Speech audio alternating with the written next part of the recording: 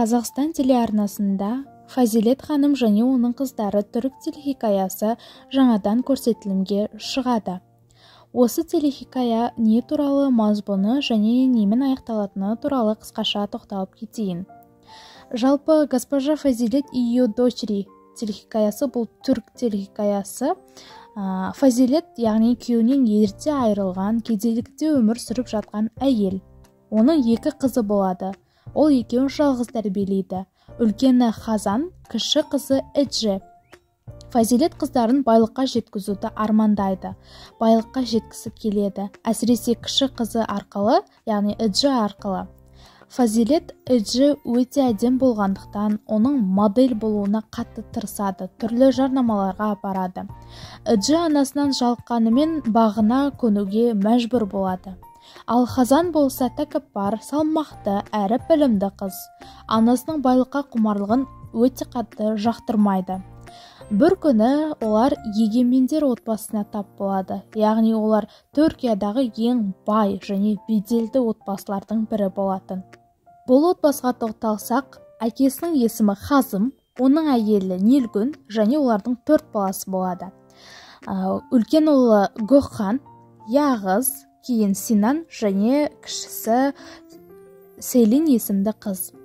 Осылардың арасында Яғызды олар асырап алған болатын. Бірақ бұл оқиға, бұл сюжет сериалдың соңына қарай жарық көреді, яғни соңына қарай шығады. Жалпы бұл жерде Эдже Синанмен, ал Хазан Яғызбен танысады, жолығады. Бірақ тағдыр бәрі оңай болмай, түрлі оқиғалар, түрлі қызықты оқиғалар орын алады. Хазан мен Яғыз алғашында бірінші рет кездескенде бір-бірін өте қатты жақтырмайтын. Бірақ уақыт өте келе екеуі бір-біріне ғашық болып жүре бастайды. Бірақ оған дейін негізі Хазан Яғыздың інісі Синанмен жүретін. Уақыт өте келе Яғыз екеуінің бір-біріне деген махаббаты ашылып, оны ұлдың әкесі және қыздың анасы біліп, сезіп, оларды ажырату үшін түрлі әрекеттерді жасайды. Бұның бәрі Яғыздың інісі Синанға өте ауыр соққы болады. Яғызға да оңай болмайды. Сөйтіп, отбасылық драма, сатқындық, кек пен махаббат араласады. Жалпы сериалдың соңы қалай аяқталады? Хазан және Яғыз екеуі барлық қиындықтар мен кедергілерге қарамастан өз махаббаттарын қорғайды. Синанның араласуына, отбасы ішіндегі дау-дамайға, анасы Фазилеттің жоспарларына қарамастан олар ақыры бірге болады. Синан өз қателіктерін мойындап, ағасымен татуласады. Ол басқа өмірді бастау үшін шетелге кетеді. Жалпы қорытындысына келсек, сериал махаббат пен сенім, отбасы мен арман, байлық пен кедейлік арасындағы нағыз күресті негіздеген.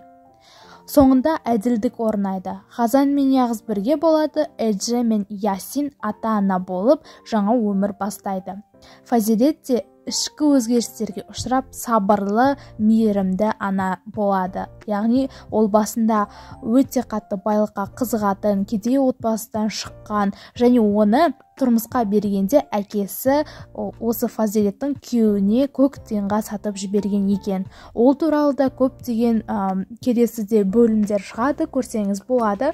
Одан кейін бұл жердегі Ясин деген кейіпкер, ол Фазилет және оның қыздары тұрып жатқан үйдегі көрші болатын, яғни көрші бала. Эдже, яғни Фазилеттің кішкентай қызы, екеуі бір-бірін жақсы көретін. Ясин екеуін ажырастыру үшін Ясиннің анасы да және Эдженің анасы да түрлі амалдарды істейді. Өте көптеген қитұрқылықтарды істейді. Соңында Ясиннің анасы қайтыс болады, ал Фазилет басында осы екеуін ажырастырғаны үшін, айырғаны үшін өкінеді. Және оның, яғни Ясиннің анасы да өкініп бір-бірінен кешірім сұрайды, бірақ ол қайтыс болып кетеді.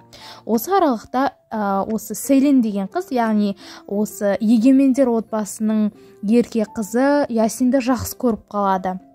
Оны Эджеден алу үшін түрлі амалдар жасайды, түрлі әрекеттер болады. Оны сериалдан көрсеңіз өте қызық. Және де бұл жерде Синанның негізі жүріп жатқан қызы болатын. Олар 5 жыл жүрген, бірақ кейін Синан Хазанға ғашық болғаннан кейін Хазан өзінде сезім жоқ екенін біліп, Яғыз екеуі жүре бастайды. Сериалдағы ең қызықты жердің бірі бұл жерде осы егемендер отбасының үлкен ұлы Гөкхан деген кісі бар. Яғни Гөкхан компанияда жұмыс атқарады және оның әйелі Ясемин бар. Ясемин өте қу түлкі және өзін тік ұстайтын қыз болатын, әйел болатын. Оның қызы болады, бірақ оны егемендер отбасына, тіпті өзінің күйеуі Гөкханға айтпаған. Олар ешкім білмейді. Оның қызы бар екені сериалдың соңына қарай шығады. Осындай түрлі оқиғалар көп. Өздеріңіз көріп қарасаңыздар болады. Келесі бөлімдерде шығарылады және актерлер туралы да ақпараттар шығады. Содан кейін Гөкхан негізі өзін бір шеттетіліп қалған баласы сияқты және оған көңіл бөлмейтіні туралы кішкентайынан әкесіне ренжулі болып өскен болатын. Ал Яғызды асырап алған. Көп көңіл Синанға бөлінеді және сіңілісі Селинге бөлінетін болған. Осы тұста егемендер отбасының Хазым, яғни әкесі Хазымның әйелі Нилгүн сериал басында қайтыс болып кетеді. Ол бір ауруға ұшыраған, бірақ оны ешкім білмеген, содан қайтыс болып кетеді. Ал Эджи болса, сериалға осы егемендер отбасына қайтып келеді десеңіз, Эджи және Ясин екеуі қашпақ болған, және де Эджи осы тұста ауыр аяқ болып қалады және өзіне қол жұмсау мақсатында бір жерден секірмек болғанда оны Хазым, яғни егемендер отбасының әкесі ұстап қалады және сол Эджи Хазымға тұрмысқа шығады. Және көбісі оның ауыр аяқ екенін біліп, Хазымнан деп балалары, отбасы бәрі қарсы болады. Тіпті жаңалықтарға шығып кетеді. Кейіннен сериалдың соңына қарай барлық шындық әрине ашылады. Эджи, Ясин екеуі бірге болғандығы барлығы ашылады, тесттер істелінеді. Оны өздеріңіз көрсеңіз жақсы. Одан кейін соңына қарай, яғни Ясин және Эджи екеуі бірге болады. Ясемин деген бағанағы келіні Хазымды Гөкхан арқылы байлықтарын алу мақсатында Хазымды соңына қарай түрлі дәрі беріп, мүгедек қылып қояды. Және сериалда Яғызды асырап алған дедік, я. Сериалдың ортасына қарай Яғыздың туған анасы, биологиялық анасы пайда болады және түрлі амалдар арқылы өзінің баласы Яғыз екенін білмей Синан деп жүреді. Синан менің балам екен деп жүріп, осы тұста Хазан мен Яғыз жүре бастайды ғой. Сол кезде ол Синанға дұшпан деп екеуін айдалаға апарып, тірідей көміп, түрлі оқиғалар орын алады.